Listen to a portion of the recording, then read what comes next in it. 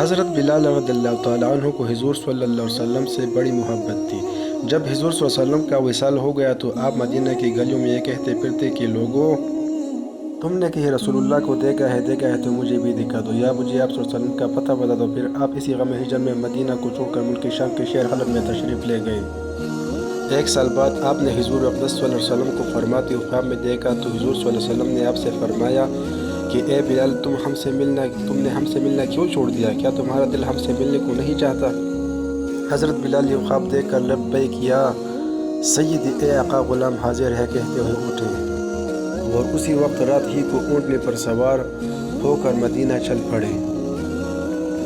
دن رات برابر چل کر مدینہ منورہ میں داخل ہوئے حضرت بلال سید پہلے مسجد نبوی میں پہنچے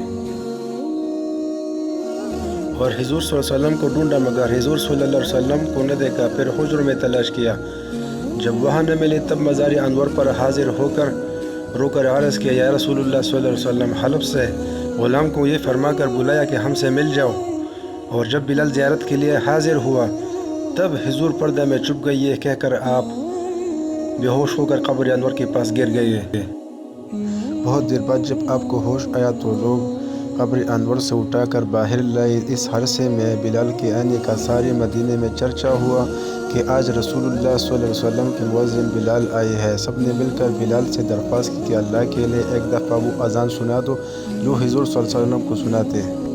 بلال فرمانے لگے، تو یہ بات میری طاقت سے باہر ہے، کیونکہ جب حضور صلی اللہ علیہ وسلم کی اس دنیاوی زندگی میں اذان کہا کرتا تھا تو جس وقت اشہد ان محمد رسول اللہ کہتا تھا تو رسول اللہ صلی اللہ علیہ وسلم کو آنکھوں سے دیکھ لیتا تھا۔ اب بتاؤ کیسے دیکھوں گا؟ مجھے اس خدمت سے معاف رکھو۔ ہر چند لوگوں نے اصرار کیا۔ حضرت بلال نے انکاری کیا۔ بعض صحابہ کی رائے ہوئی کہ بلال کسی کا کہنا نہ مانیں گے، تم کسی کو بھیج کر حضرت حسن کو بلاؤ، اگر بلال سے اذان کی فرمائش کرے تو بلال ضرور مان جائیں گے، کیونکہ حضور صلی اللہ علیہ وسلم کی اہل بیت سے بلال کو شک ہے۔ یہ سن کر ایک صاحب جا کر حضرت حسن و حسین کو بلا لیا۔ حضرت حسین نے آ کر بلال سے ہاتھ پکڑ کر فرمایا، اے بلال، آج ہمیں بھی وہی اذان سنا تو جو ہمارے نانا جان کو سنایا کرتے تھے۔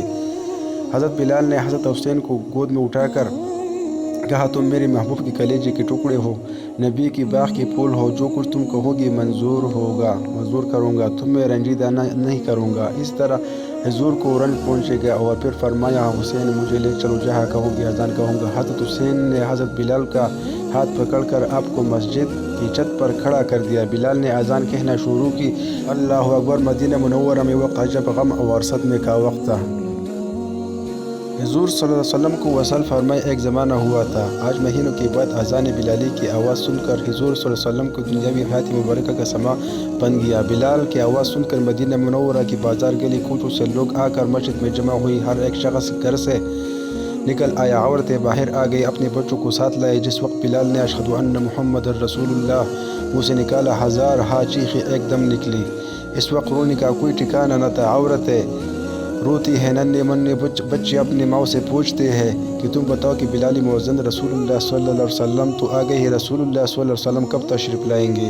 حضرت بلال نے جب اشہد ان محمد رسول اللہ منہ سے نکالا اور حضور کو آنکھوں سے نہ دیکھا تو حضور صلی اللہ علیہ وسلم کے غم حجر میں بے ہوش ہو کر گر گئے اور بہت دیر کے بعد ہوش میں آ کر اٹھے اور روتے ہوئے ملک شام واپس چلے گئے۔ ان صحابہ کرام کی خوش اتوار نگاہوں کو سلام، جو رسول اکرم صلی اللہ علیہ وسلم کے اصحاب، اولاد اور اہل بیت سے محبت فرماتے ہیں۔ دوستو، اگر ویڈیو اچھی لگے تو چینل کو سبسکرائب کریں اور ویڈیو کو لائک کریں۔